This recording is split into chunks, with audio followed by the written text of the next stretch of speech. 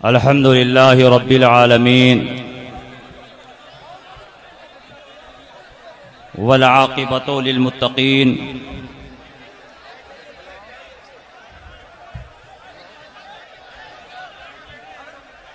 والصلاة والسلام على سيد الأنبياء والمرسلين وعلى آله وأصحابه أجمعين أما بعد فاعوذ بالله من الشيطان الرجيم بسم الله الرحمن الرحيم إن الذين آمنوا وعملوا الصالحات سيجعل لهم الرحمن ودا آمنت بالله صدق الله مولانا العظيم وصدق رسوله النبي الأمين المكين الكريم ونحن على ذلك لمن الشاهدين والشاكرين والحمد لله رب العالمین۔ کچھ کہنے اور سننے سے پیشتر آئیے ہم اور آپ مل جل کر انتہائی عقیدت و محبت کے ساتھ گنبد خضرا میں آرام فرمانے والے آقا و مولا مدنی تاجدار روحی فدا صلی اللہ تعالی علیہ وسلم کی بارگاہ میں جھوم جھوم کر درود شریف کا نذرانہ عقیدت پیش کریں اور پڑھیں اللہم صلی علی سیدنا و شفیعنا و حبیبنا و مولانا محمد وبارک وسلم صلاة و سلاما علیک یا رسول اللہ صلی اللہ تعالی علیہ وسلم۔ حضرات، اگر آپ حضور تاج الشریعہ سے سچی عقیدت و محبت رکھتے ہیں تو انتہائی اطمینان و سکون کے ساتھ اپنی اپنی جگہوں پر بیٹھ جائیں اور آج کے اجلاس سے جو پیغام آپ کو دیا جائے وہ پیغام دل کے گلدستے میں سجا کر ملک کے کونے کونے میں پہنچانے کا کام کریں۔ یہ آپ کی خوش نصیبی ہے کہ عالم اسلام کی عظیم شخصیت وارث علوم اعلی حضرت قاضی القضات فی الہند قائم مقام مفتی اعظم ہند حضرت علامہ مفتی اختر رضا صاحب قبلہ مدد اللہ العالی کو اپنے ماتھے کی نگاہوں سے دیکھ رہے ہیں۔ حضور تاج الشریعہ کے بغل میں حضور تاج الشریعہ کے شہزادے گرامی قائد ملت مفکر اسلام حضرت علامہ اسجد رضا صاحب قبلہ مدد اللہ العالی بھی تشریف فرما۔ اس اسٹیج پر دنیائے علم و ادب کی معروف و مشہور شخصیت ہزاروں ہزار علماء اور مفتیان کرام کے استاذ الاساتذہ ممتاز الفقہا محدث کبیر سلطان المناظرین حضرت علامہ مفتی ضیاء المصطفیٰ صاحب قبلہ دامت فیوزہم بھی تشریف فرما۔ میرے محب گرامی پیکر علم و ادب حضرت علامہ مفتی عاشق حسین صاحب قبلہ کشمیری مدد اللہ العالی بھی تشریف فرما۔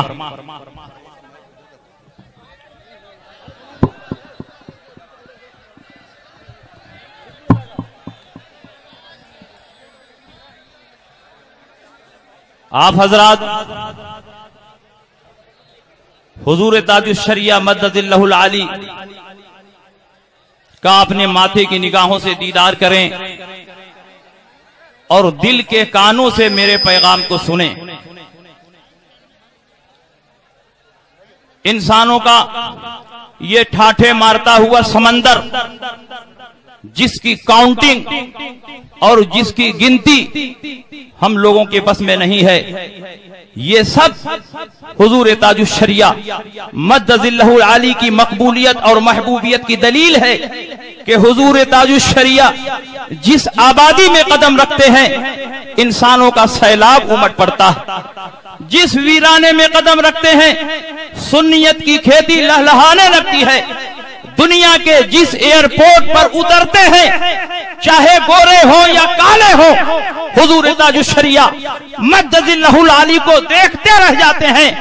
हुज्जतुल इस्लाम के आईने कमालो जमाल को देखने के बाद न जाने कितने गोरे और कितने काले हुजूर ताजुश शरिया मद्दजिल्लहुल आली के दस्ते हक परस्त पर इस्लाम कबूल करके सुन्नियत के दामन से वाबिस्ता हो जाते हैं।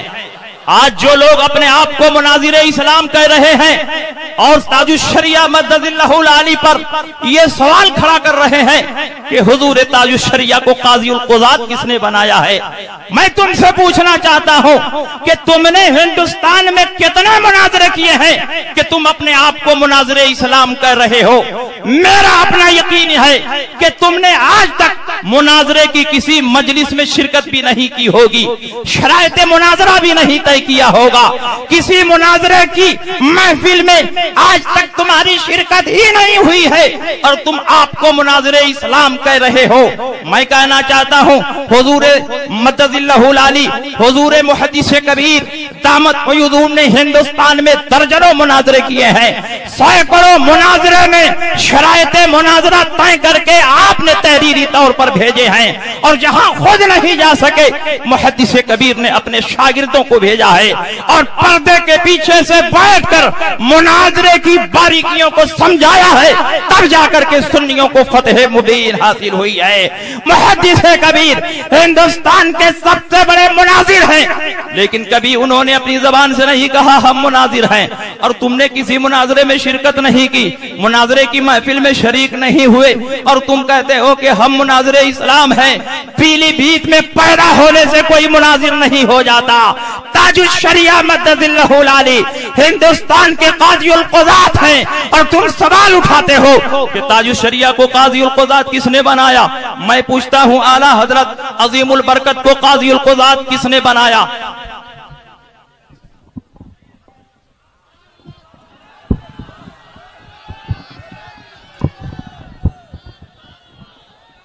तुम सवाल उठाते हो कि ताजुश शरिया को काज़ीउल क़ुज़ात किसने बनाया।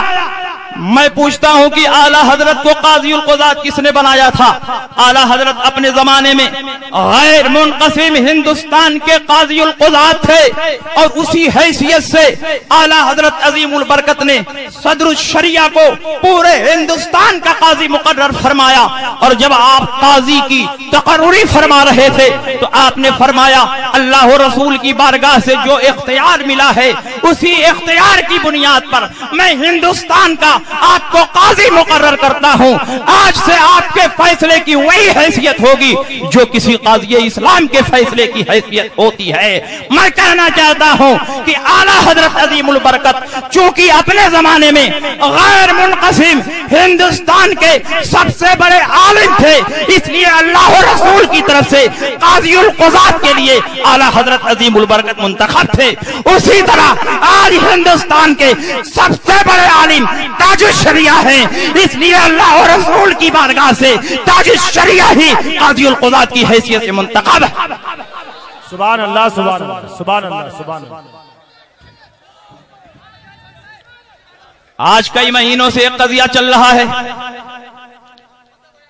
व्हाट्सएप और सोशल मीडिया पर हंगामा खड़ा है कि मुहद्दिस कबीर अल्लामा ज़ियाउल मुस्तफ़ा साहब ने फलां साहब के ससुर को देवबंदी कह दिया और चूंकि वो देवबंदी नहीं है सुन्नी है, इसलिए किसी मुसलमान को देवबंदी कहना चूंकि कुफ्र है।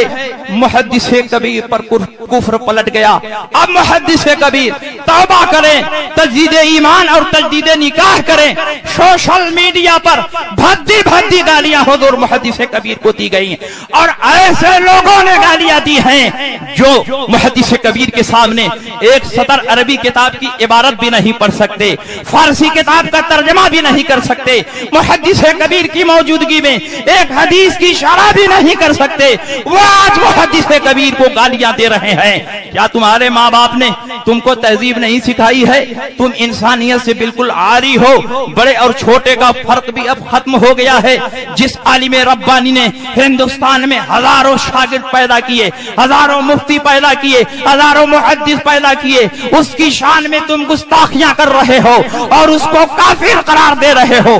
جب یہ قضیہ حد سے آگے بڑھا، سوشل میڈیا پر اختلاف بڑھا، حضور تاج الشریعہ مدد اللہ العالی نے اس اختلاف کو ختم کرنے کے لیے تاکہ سنیت کا نقصان نہ ہو، دونوں فریق کو نوٹس جاری کیا کہ دونوں میری بارگاہ میں آئیں، اپنی اپنی باتیں دلائل کے ساتھ رکھیں اور کتاب و سنت کی روشنی میں جو فیصلہ ہوگا وہ سنا دیا جائے گا۔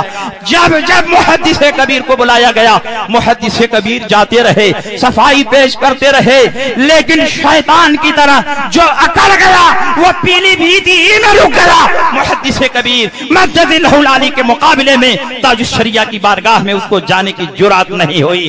بار بار نوٹس بھیجی گئی، اس کا کوئی جواب نہیں۔ تاج الشریعہ کی بارگاہ میں بلایا گیا، اس مغرور نے تاج الشریعہ کی بارگاہ میں جانے سے انکار کر دیا۔ اگر اس کے باپ نے اس کو سکھایا ہوتا، اس کو تہذیب دی ہوتی، اس کو علم سے آراستہ کیا ہوتا، اس کو مشورہ دیا ہوتا کہ بڑوں کا حکم ہے بیٹے سر کے بل جاؤ، تاج الشریعہ اپنے ہیں، جو حکم ہوگا کتاب و سنت کی روشنی میں ظاہر فرمائیں گے، تم بھی تسلیم کر لو گے اور محدث کبیر بھی تسلیم کر لیں گے۔ محدث کبیر جاتے رہے، لیکن سنابل میاں ایک مرتبہ بھی حضور تاج الشریعہ کی بارگاہ میں نہیں پہنچے، اور پھر 10 شوال المکمر کو اجمیر مقدس سے جاہلانہ فتویٰ جاری کیا گیا کہ جس نے کسی سنی کو دیوبندی کہا، دیوبندی کہنے والا کافر ہے، اس پر توبہ، تجدید ایمان اور نکاح واجب ہے۔ میں آپ سے پوچھنا چاہتا ہوں، کیا کسی مسلمان کو دیوبندی کہنا مطلقاً کفر ہے یا اس میں کچھ تفصیل ہے؟ اعلیٰ حضرت عظیم البرکت علیہ رحمت و رضوان نے، حضور مفتی اعظم ہند نے، حضور شارح بخاری نے اور خود حضور تاج الشریعہ مدد اللہ العالی اپنے فتووں میں تفصیل کرتے ہیں کہ جب ایک مسلمان دوسرے مسلمان کو بر بنائے اعتقاد دیوبندی کہے یا کافر کہے یا منافق کہے یا ہندو کہے یا پنڈت کہے یا پجاری کہے یا پادری کہے یا یہودی کہے یا عیسائی کہے، اگر بر بنائے اعتقاد کہہ رہا ہے تو قائل کے اوپر کفر پلٹ جائے گا، اور بر بنائے اعتقاد نہیں کہہ رہا ہے، سب و شبن کے طور پر کہہ رہا ہے یا کسی اور وجہ سے کہہ رہا ہے تو قائل پر حکم کفر نہیں پلٹے گا۔ یہی در مختار میں بھی لکھا ہوا ہے، اٹھاؤ در مختار کتاب الحدود باب التعزیر۔ در مختار کی عبارت یہ ہے، وَأُزِرَ الشَّاتِمْ بِيَا كَافِرْ وَهَلْ يُكَفَّرُ اِنْ اعْتَقَدَ الْمُسْلِمَ كَافِرًا نَعَمْ وَإِلَّا لَا وَبِهِ الْيُفْتَى۔ جس نے کسی مسلمان کو کافر کہا اس کے لیے تعزیر ہے، لیکن کیا اس کی تکفیر ہوگی یا نہیں ہوگی؟ تو فرماتے ہیں کہ اگر کسی مسلمان کو اعتقاداً کافر کہا ہے تو اس کی تکفیر ہوگی، ورنہ تکفیر نہیں ہوگی، اور اسی پر فتویٰ ہے۔ یہی حکم ہے کسی کو دیوبندی کہنے کا، یہی حکم ہے عیسائی کہنے کا، یہی حکم ہے ہندو کہنے کا، یہی حکم ہے شیعہ کہنے کا۔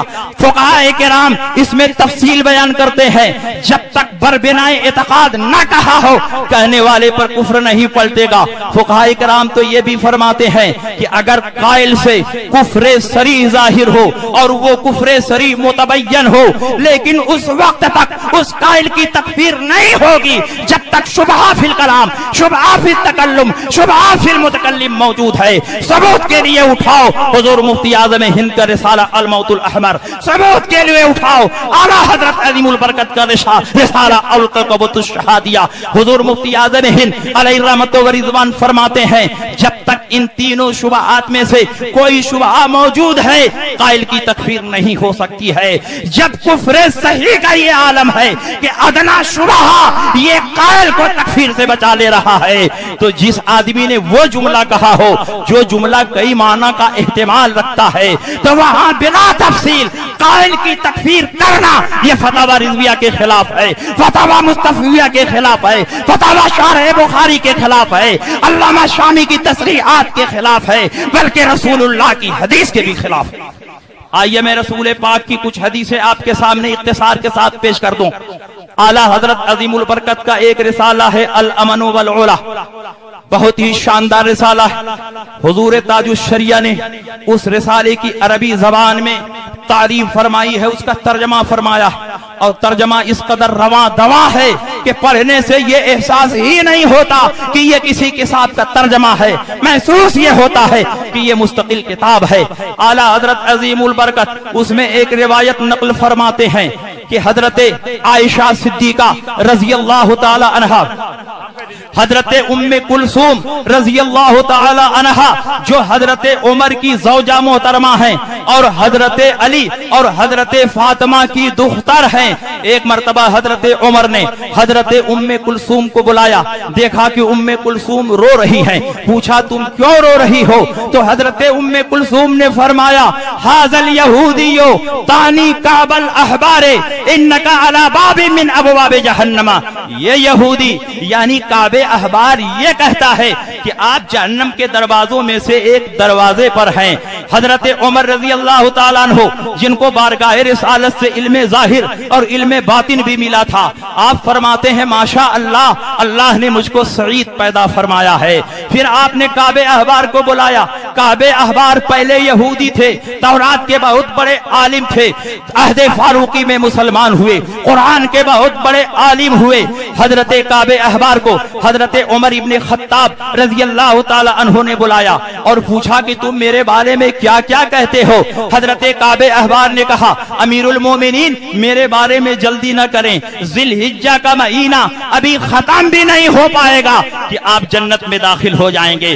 حضرت امیر المومنین نے فرمایا یہ کیا معاملہ ہے, کبھی تو جنت میں اور کبھی تو جہنم میں بتا رہا ہے؟ تو حضرت کعب احبار فرماتے ہیں کہ میں کتاب اللہ میں پاتا ہوں کہ آپ جہنم کے دروازوں میں سے ایک دروازے پر کھڑے ہیں اور لوگوں کو جہنم میں گرنے سے روک رہے ہیں. جب آپ کا انتقال ہو جائے گا تو لوگ قیامت تک جہنم میں گرتے رہیں گے لیکن کوئی نہیں مجھے بچائے گا. میں آپ سے پوچھنا چاہتا ہوں کہ حضرت ام کلثوم نے اس روایت میں حضرت کعب احبار کو یہودی کہا تو کیا یہودی کہنے کی وجہ سے ان کے اوپر کفر پلٹ گیا؟ حضرت عمر کے سامنے کہا جن کی رائے کتاب اللہ کے موافق ہوا کرتی تھی. حضرت عمر نے یہ نہیں فرمایا کہ تم نے ایک مسلمان کو یہودی کہہ دیا اس لیے تمہارے اوپر کفر پلٹ گیا, اس لیے کہ حضرت عمر کو معلوم تھا کہ جب تک بربنا اعتقاد کسی کو یہودی نہ کہا جائے قائل پر تکفیر نہیں ہوگی.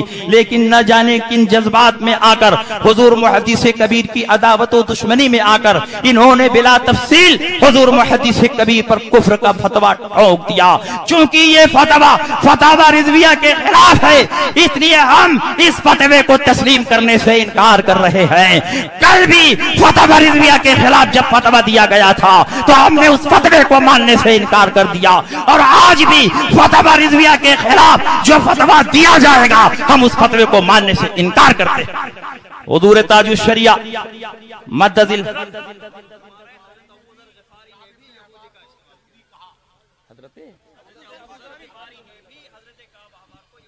جی ماشاءاللہ حضور تاج الشریعہ مدد اللہ العالی کا علم دیکھو, علم نہیں علم کا سمندر ہے. حضور تاج الشریعہ فرما رہے ہیں کہ حضرت ابو ذر غفاری نے بھی کعب احبار کو یہودی کہا تھا. بتاؤ حضرت ابو ذر غفاری تو صحابی ہیں, حضرت ام کلثوم تابعی ہیں, یہ یہودی کہہ رہے ہیں لیکن حضرت عمر ابن خطاب رضی اللہ تعالیٰ عنہ نے کفر کا فتویٰ نہیں ٹھوکا اس لیے کہ ان کی تربیت بارگاہ رسول پاک میں ہوئی تھی. حضرت عمر رضی اللہ تعالیٰ عنہ کو معلوم تھا کہ جب تک بربنا اعتقاد کسی کو کافر نہ کہا جائے, یہودی نہ کہا جائے, عیسائی نہ کہا جائے, اس وقت تک قائل کی تکفیر نہیں ہو سکتی. اور محدث کبیر نے جو جملہ کہا وہ تو کئی معنوں کا محتمل ہے. اور در مختار میں کتاب الجہاد باب المرتد میں لکھا ہوا ہے اذا کان فی المسألۃ وجوہ توجب الکفر وواحد یمنعہ فعلی المفتی ان یمیل الی ما یمنعہ. اگر کسی کلمے میں کسی جملے میں کئی وجوہ تکفیر ہو لیکن ایک وجہ ایسی ہو جو کفری نہیں ہو تو مفتی پر واجب ہے کہ قائل کی مراد پوچھے بغیر اس توجیہ کو اس سبب کو سامنے رکھے جس کی بنیاد پر قائل کی تکفیر نہ ہو سکے. مگر محدث کبیر زندہ ہیں, قائل موجود ہے, انہوں نے محدث کبیر سے ان کی مراد نہیں پوچھی, مطلقاً محدث کبیر کی طرف کفر کو لوٹا دیا. یہ فتویٰ بتا رہا ہے کہ یہ فتویٰ لکھنے والا بھی جاہل ہے اور اس فتوے پر جن جن لوگوں نے دستخط کیا ہے سب کے ساتھ جاہل ہیں, کبھی دارالفتاء کا مہر نہیں دیکھا. اور دوسری روایت سنو, ابو داؤد جلد ثانی کتاب السنہ باب ترک السلام علی اہل الاہواء, اس میں یہ حدیث موجود ہے. حضرت عائشہ فرماتی ہیں کہ ایک مرتبہ حضرت صفیہ کا اونٹ بیمار ہو گیا. حضرت زینب بنت جہش کے پاس ایک زائد اونٹ تھا. نبی اکرم صلی اللہ علیہ وسلم نے فرمایا کہ تم اپنا ایک زائد اونٹ صفیہ کو دے دو. حضرت زینب نے فرمایا انا اعطی تلک الیہودیتا, بھلا میں اس یہودین کو اپنا اونٹ دوں؟ میں اس یہودین کو اپنا اونٹ نہیں دوں گی. نبی پاک اس جملے سے سخت ناراض ہوئے, قطع تعلق فرما لیا اور قطع تعلق کا سلسلہ تقریباً 2.5 ماہ تک جاری رہا. لیکن نبی اکرم صلی اللہ علیہ وسلم نے یہ نہیں فرمایا کہ اے زینب بنت جہش, چونکہ تم نے صفیہ کو یہودین کہہ دیا اور صفیہ مسلمان ہیں اس لیے تمہارے اوپر کفر کو پلٹا دیا گیا ہے, تم توبہ کرو, تجدید ایمان اور نکاح کرو. نبی اکرم نے یہ فیصلہ نہ سنایا جس نبی نے یہ فرمایا تھا ایما امرئین قال لاخی کافر فقد باع بها احدهما, جس مسلمان نے کسی مسلمان کو کافر کہا تو دونوں میں سے کسی نہ کسی پر یہ کفر پلٹے گا. جس کو کافر کہا اگر اس میں کفر کی کوئی بات موجود ہے تب تو ٹھیک, ورنہ کہنے والے پر کفر پلٹ جائے گا. اسی نبی کے سامنے حضرت زینب حضرت صفیہ کو یہودین کہہ رہی ہیں, لیکن نبی اکرم یہ فیصلہ نہیں دے رہے ہیں کہ چونکہ تم نے ایک مسلمان کو یہودی کہہ دیا اس لیے تم پر کفر پلٹ گیا. کیونکہ نبی کو معلوم تھا کہ زینب بنت جہش بر بنائے اعتقاد نہیں یہودین کہہ رہی ہیں بلکہ یہودی الاصل ہونے کی وجہ سے انہیں یہودی کہہ رہی ہے. اور جب کسی اور وجہ سے ہندو کہا جائے, کافر کہا جائے, یہودی کہا جائے, عیسائی کہا جائے, بر بنائے اعتقاد نہ کہا جائے تو قائل کی تکفیر نہیں ہو سکتی ہے. اس لیے تمہارا فتویٰ رسول اللہ کے حدیث کے بھی خلاف ہے, عمر کے عمل کے بھی خلاف ہے, فتویٰ رضویہ کے بھی خلاف ہے. اس لیے تمہارا فیصلہ تمہارا فتویٰ تسلیم نہیں کیا جائے گا. فتویٰ وہ مانا جائے گا جو حضور تاج الشریعہ نے صادر فرمایا. حضور تاج الشریعہ نے صاف اور واضح لفظوں میں لکھ دیا محدث کبیر پر کوئی الزام ثابت نہیں. اور بربنائے شہرت, جب کسی کو دیوبندی کہہ دیا گیا تو چونکہ شہرت کی بنیاد پر اس نے دیوبندی کہا ہے, بطور سب و شتم کے نہیں کہا ہے کہ اس کے اوپر توبہ واجب ہو جائے, بربنائے اعتقاد نہیں کہا ہے کہ اس کے اوپر کفر پلٹ جائے, شہرت کی بنیاد پر کہا ہے, اس لیے قائل پر کوئی الزام ثابت نہیں ہوتا. اور اعلیٰ حضرت عظیم البرکت نے الامن والعلا میں اور اپنے ایک رسالہ جو بیعت و ارادت کے سلسلے میں ہے, اعلیٰ حضرت عظیم البرکت نقاء الصلافہ فی احکام البیعت والخلافہ میں تحریر فرماتے ہیں شہرت وہ چیز ہے کہ رشتہ خلافت درکنار رشتہ نسب کے صدحہ احکام حلال و حرام وہ حقوق و زمام کا مدار ہے, شرعاً عقلاً عرفاً ہر طرح ثابت ہو جاتا ہے. ہم شہادت دیتے ہیں کہ صدیق اکبر ابو قحافہ کے بیٹے ہیں, ہم شہادت دیتے ہیں کہ امام زین العابدین حضرت امام حسین کے بیٹے ہیں. یہاں سوائے شہرت کے ہمارے پاس کیا دلیل موجود ہے؟ اعلیٰ حضرت عظیم البرکت نے ظاہر فرما دیا کہ شہرت کو کیا مقام حاصل ہے. اسی میں ایک صفحہ آگے اعلیٰ حضرت لکھتے ہیں دور کیوں جائیے, سلاسل طریقت کو دیکھیے, ہر سلسلے میں बतवस्सुत हसन बसरी रज़ी अल्लाह ताला अन्हु हजरत अली से इंतिसाब मौजूद है, लेकिन जमाहीरे अकाबिरे अइम्मे मुहद्दिसीन फरमाते हैं कि हसन बसरी को हजरत अली से समाअत साबित नहीं है, लेकिन दलील शोहरत कहती है कि हसन बसरी हजरत अली के खलीफा व मुजाज हैं। उसी शोहरत की बुनियाद पर तमाम सिलसिले हजरत अली तक पहुंचते हैं, हजरत अली से मुत्तसिल है। जब शोहरत का ये मकाम है तो शोहरत की बुनियाद पर अगर किसी मुसलमान ने दूसरे मुसलमान को देवबंदी कह दिया तो कायल पर कोई इल्जाम नहीं है। और वक्त बहुत कम है, एक आखिरी बात मैं आपके सामने पेश करके रुखसत हो रहा। हुजूर ताजुश शरिया मद्दजिल्लहुल आली नाइबे गौसुल वरा है, वारिसे उलूम आला हजरत है। आज जब ताजुश शरिया मद्दजिल्लहुल आली ने उनसे सरफे नजर कर लिया है, उनकी सरकशी और गुस्ताखी की बुनियाद पर, कल तक मुहद्दिसे कबीर की गुस्ताखियां कर रहे थे, हम बर्दाश्त कर रहे थे, लेकिन गुस्ताखी करते करते इतनी जुरात बढ़ गई कि ताजुश शरिया और अल्लामा असजद रज़ा की शान में गुस्ताखियां कर रहे हैं। आज का ये मजमा आम ये पैगाम दे दे कि हम सब कुछ गवारा कर सकते हैं, लेकिन ताजुश शरिया और अल्लामा असजद की शान में अदना तौहीन हो तो किसी कीमत पर हम बर्दाश्त नहीं कर सकते। एक मिनट आखिरी बात। आज ताजुश शरिया को ताजुश शरिया मानने से इनकार कर रहे हैं और एक नए ताजुश शरिया का इंतखाब किया जा रहा। अजमेर से एक गधा पकड़ कर ले आए, उस पर खूबसूरत जीन डाल दी, फूलदार चादर डाल दी, उनके कान में फूंक दिया कि हुजूर आप गधा नहीं है बल्कि आप तो बुराक हैं, तेजी के साथ आसमान पर पहुंच जाइए। मैं बताना ये चाहता हूं कि गधा अगर काबुल में पैदा हो तो वो घोड़ा नहीं हो जाएगा। अजमेर मुकद्दस में पैदा होने से कोई ताजुश शरिया नहीं हो जाएगा। ताजुश शरिया होने के लिए वारिस उलूम आला हजरत होना पड़ेगा। और इस दौर में पूरी दुनिया में तनहा ताजुश शरिया की जात वारिस उलूम आला हजरत।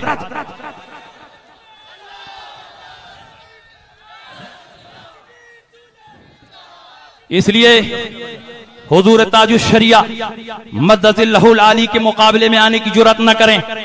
बड़े बड़े कचकोलाहों ने माजी में हुजूर ताजुश शरिया से टकराने की गलती की। जिनके दरवाजे पर अकीदतमंदों की लाइन लगती थी, आज सन्नाटा छाया हुआ है। बड़े बड़े नामी गिरामी खतीब ताजुश शरिया से टकराने की कोशिश कर चुके हैं। जिनके अकाउंट में पहले 1 लाख जमा किया जाता था, तारीख मिलती थी, लेकिन आज उनके शेयर बाजार में इतनी गिरावट आ गई है कि 5000 पर तारीख देने के लिए तैयार हैं, लेकिन पूरे हिंदुस्तान में कोई तारीख लेने के लिए तैयार नहीं है। इन गुस्ताखों से इबरत हासिल करो। अगर तुमने ताजुश शरिया की शान में अदना गुस्ताखी की तो हम बाप की गुस्ताखी बर्दाश्त कर लेंगे, माँ की गुस्ताखी बर्दाश्त कर लेंगे, लेकिन ताजुश शरिया की शान में कोई अदना गुस्ताखी करे हम उसकी जबान खींच लेंगे। ताजुश शरिया की शान में गुस्ताखी नहीं बर्दाश्त करेंगे। ताजुश शरिया को ताजुश शरिया किसने बनाया? ताजुश शरिया को काज़ीउल क़ुज़ात किसने बनाया? मैं तुमसे पूछता हूं कि तुमको शेर हिंदुस्तान किसने बनाया? क्या जिब्रील अमीन सिदरतुल मुंतहा से ये बशारत लेकर तुम्हारे पास आए कि तुम शेर हिंदुस्तान हो, या हिंदुस्तान के तमाम उलमा ने तुम्हारी दरिंदगी को देखकर इजमा कर लिया कि शेर तुम ही हो? तुम किस माना में शेर हो? अगर हकीकी माने के एतबार से शेर हो तो तुम चिड़िया खाने में जाकर रहो, जंगल में जाकर रहो। अगर माने मजाजी के एतबार से शेर हो यानी बहादुर, जरी, शुजा, तो क्या वजह है कि जब कश्मीर में तुमको पीटने के लिए एक मजमा दौड़ा था तो स्टेज छोड़कर तुम भाग चले थे और उसी दिन से तुम फातेह कश्मीर बन गए। अगर वाकई तुम बहादुर थे तो डट कर उनका मुकाबला करना चाहिए था। स्टेज से भागने वाला कभी शेर हिंदुस्तान नहीं हो सकता। इसलिए वक्त बहुत कम है। हुजूर ताजुश शरिया मद्दजिल्लहुल आली की मोहब्बत में इंसानों का एक समंदर यहां मौजे मार रहा है। आज की तारीख में उनकी भी एक आलमी कॉन्फ्रेंस हो रही है। 10 बाई 10 के कमरे में कॉन्फ्रेंस हो रही है, لیکن تاج الشریعہ کی کانفرنس نے بتا دیا کہ ہم اگرچہ پیلی بھیت میں ہیں لیکن محبت تم سے نہیں تاج الشریعہ سے کرتے ہیں، شہزادہ اعلیٰ حضرت سے کرتے ہیں، وارث علوم اعلیٰ حضرت سے کرتے ہیں، اور جب تک ہمارے دل میں تاج الشریعہ کی محبت دھڑک رہی ہے، تاج الشریعہ کی شان میں ادنا گستاخی کی جائے تو کسی قیمت پر ہم برداشت نہیں کریں۔ انہی باتوں کے ساتھ میں اپنی تقریر ختم کر رہا ہوں۔ اتنی نہ بڑھا پاکی داما کی حکایت، دامن کو ذرا دیکھ، ذرا بند قوا دیکھ۔ وآخر دعوانا ان الحمدللہ رب العالمین۔ سبحان اللہ۔ الحمدللہ رب العالمین والعاقبۃ